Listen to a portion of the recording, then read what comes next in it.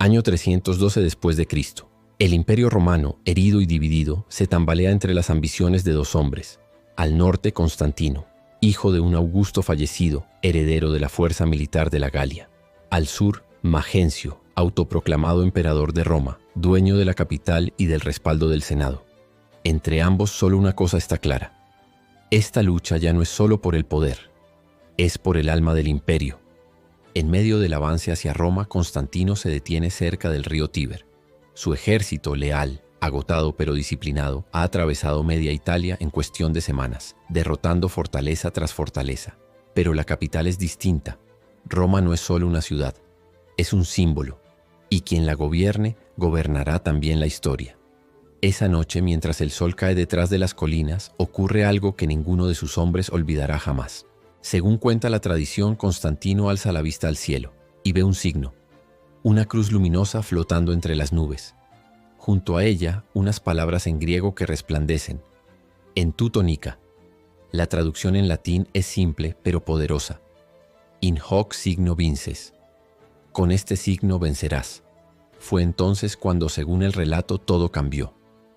El general, acostumbrado a confiar en la estrategia y la espada, interpreta la visión como un mandato divino y decide actuar en consecuencia. Al día siguiente ordena que todos los escudos de sus soldados sean pintados con un nuevo símbolo, el chirró, una combinación de las dos primeras letras del nombre de Cristo en griego. No era un dios de Roma, no era Júpiter, ni Marte, ni Apolo. Era una fe que crecía en las sombras, perseguida por los mismos emperadores que ahora estaban en guerra. Pero Constantino la adopta como estandarte, y con ese gesto cambia el rumbo de la historia para siempre.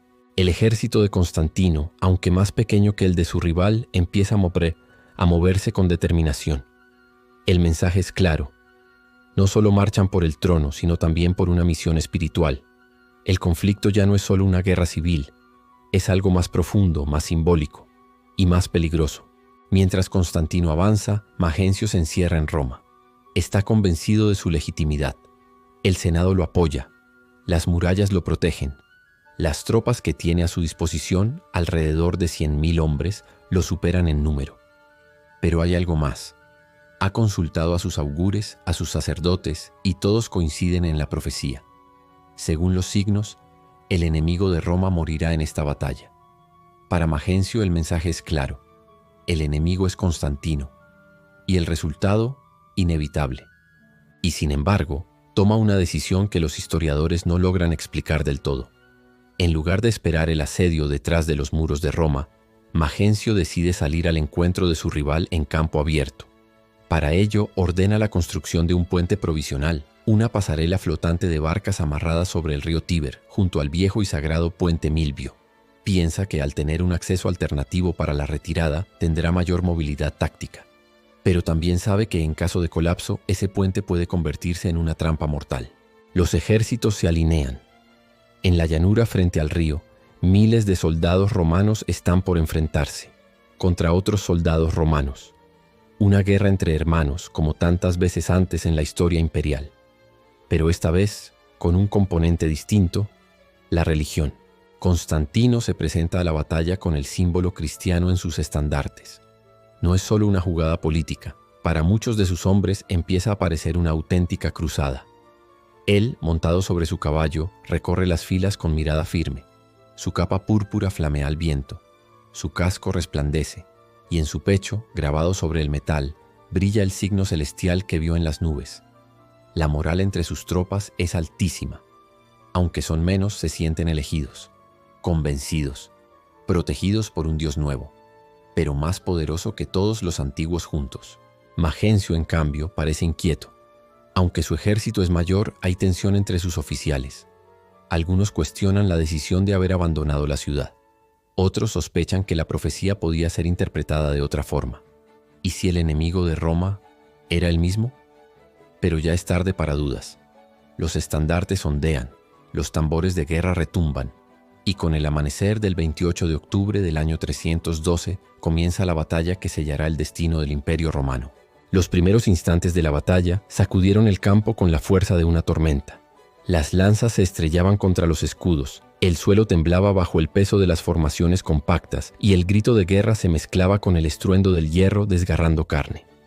El ejército de Magencio, numeroso pero desorganizado, intentaba sostener una línea frente a una fuerza que, aunque menor, parecía moverse con una sola voluntad. Constantino, como general veterano, supo aprovechar el terreno. Concentró sus mejores tropas en el flanco derecho, donde los enemigos estaban más expuestos. Envió su caballería pesada a rodear, mientras la infantería presionaba el centro con disciplina. Los soldados bajo su mando no solo peleaban por el poder de su comandante, peleaban por lo que creían una misión divina. Cada estocada, cada carga, era acompañada del grito, por el signo sagrado. La presión fue insoportable para los hombres de Magencio. El puente improvisado, que debía ser una vía de escape estratégica, pronto se convirtió en un cuello de botella.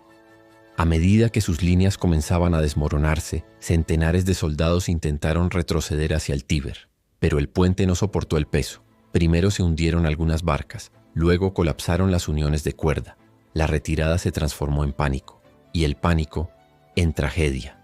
Magencio, en medio del caos, intentó reagrupar sus tropas, pero era tarde. Los suyos ya no peleaban, huían, se empujaban entre sí, desesperados por cruzar de regreso a la seguridad de Roma. El río se tornó una trampa mortal. Cientos cayeron al agua con sus armaduras puestas, incapaces de nadar, hundiéndose bajo el peso del metal y del miedo. El Tíber se llenó de cadáveres, y entre ellos el del mismo Magencio. Su cuerpo fue hallado días después, arrastrado por la corriente, todavía enfundado en su capa imperial. El emperador, que había creído en augurios, se había convertido en el enemigo de Roma, como la profecía había advertido. En ese instante la victoria de Constantino no solo fue militar, fue simbólica. Él no venció únicamente a un rival político, venció a un sistema de creencias, a una era, y su nuevo símbolo, el que había pintado sobre los escudos y los estandartes, fue elevado sobre las ruinas del ejército derrotado, como estandarte de un imperio renovado. Con la victoria asegurada, Constantino entró a Roma no como invasor, sino como libertador.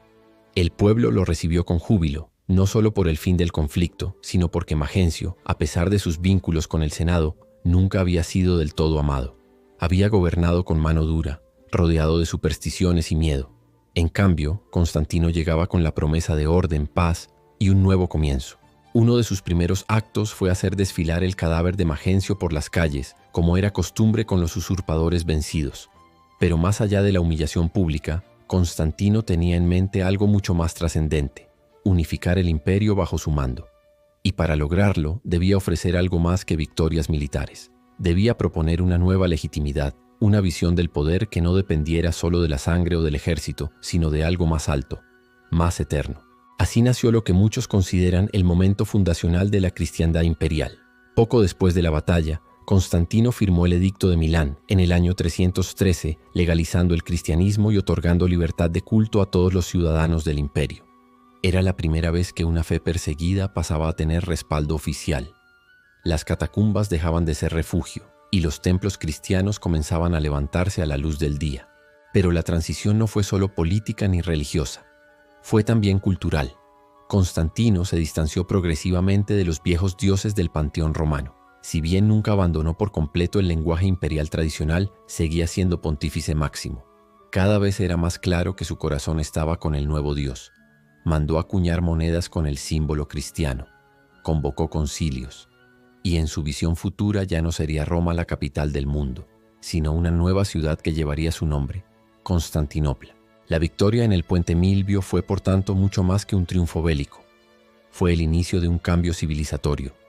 Por primera vez, un emperador romano gobernaba con el respaldo de una fe única, monoteísta y universal. Y aunque faltaban décadas para que el cristianismo fuera religión oficial del imperio, el camino ya estaba marcado, tallado en sangre, fe y estrategia. La batalla del puente Milvio fue breve, pero su eco ha resonado durante siglos. No fue solo el triunfo de un general, sino el inicio de una transformación que alteró la historia del mundo occidental. En ese cruce del Tíber, donde cientos murieron ahogados y las lanzas chocaron entre hermanos, nació un nuevo tipo de imperio, uno gobernado por la cruz y no por el águila.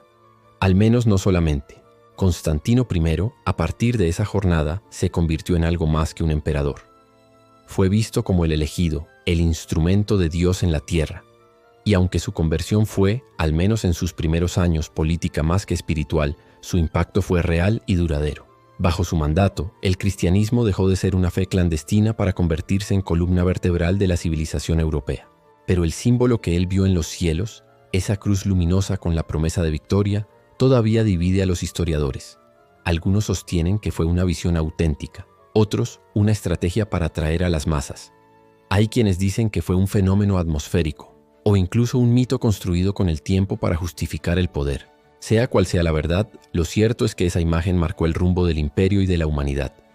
Porque a partir de entonces, no solo se peleaban guerras por territorio o riqueza, sino también por creencias.